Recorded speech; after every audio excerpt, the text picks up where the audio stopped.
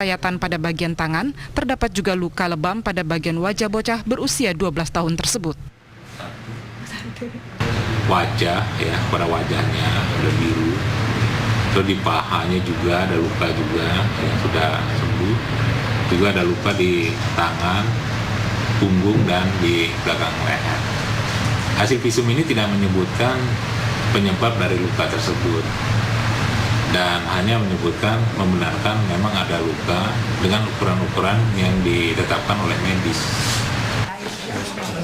Saat ini GT berada di rumah aman Kementerian Sosial Cipayung, Jakarta Timur setelah diselamatkan oleh tetangganya karena dugaan tindak kekerasan dan penganiayaan yang dilakukan oleh ibu kandungnya sendiri. Dari Jakarta, Robin Freddy, TV One mengabarkan. Kasus kekerasan terhadap GT, bocah berumur 12 tahun, terkuak saat korban melarikan diri dari rumahnya. Korban mengaku disiksa oleh ibu kandungnya sendiri, namun ibu korban membantah telah menyiksa sang anak.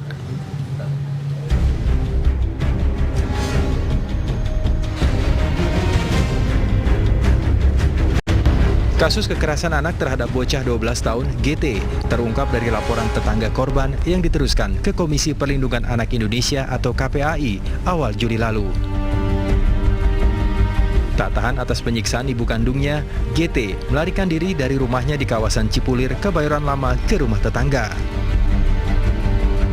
Di rumah tetangganya itulah GT kemudian menceritakan bagaimana kekerasan demi kekerasan ia terima dari sang ibu.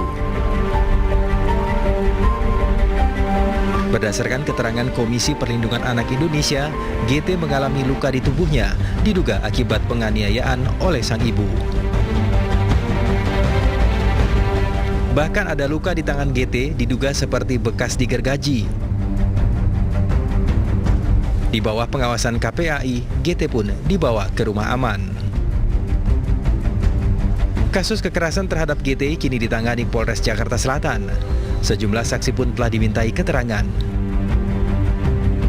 Sebelumnya ibu kandung GT, LSR, membantah telah menyiksa anaknya.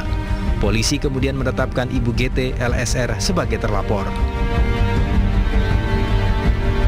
Dari Jakarta, tim TV One mengabarkan. Sementara itu, pemirsa, misteri kematian Angelin kembali mendapat perkembangan baru. Warga Australia Christopher Burns mendatangi Mapolda Bali untuk menjadi saksi penggalangan dana saat pencarian Angelin. Kesaksian Christopher menjadi penting karena saat Angelin hilang, pria asing tersebut pernah berkomunikasi dengan Yvonne, kakak angkat dari Angelin.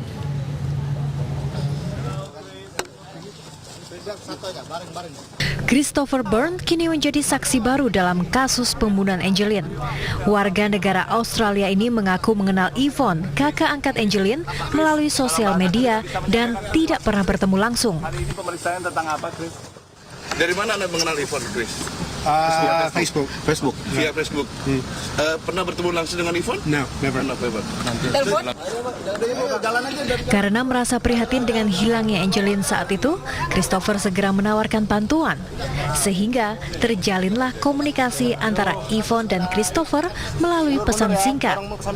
Christopher mengaku bahwa ia menerima SMS dari Yvonne yang diakui Yvonne sebagai pesan dari penculik Angelin. Nah, dari Yvonne katanya kan ada si penculik kan, atau orang yang mengaku sebagai penculik yang minta tebusan. Nah, Yvonne cuma kirim itu ke saya. Ya itu aja yang saya tahu. Saya yang menawarkan, oke, kalau sampai kita ada bukti Angelin memang masih selamat dan kita bisa tukar, oke, saya siapkan dana, tidak jadi masalah. Dana sebesar 150 juta rupiah pun akhirnya disiapkan oleh Christopher untuk menebus Angelin. Namun karena kecurigaannya, uang tersebut belum sempat ditransfer hingga Angelin ditemukan tewas pada 10 Juni 2015. Yang ini kan bukti rekening ya, rekening. Belum sempat ditransfer, belum sempat karena timbul kecurigaan dari saksi Christopher. Sempat diminta berapa, Pak? 150 juta. Ini diminta. Diharapkan melalui kesaksian Christopher, kepolisian dapat menguak tabir pembunuhan Angelin.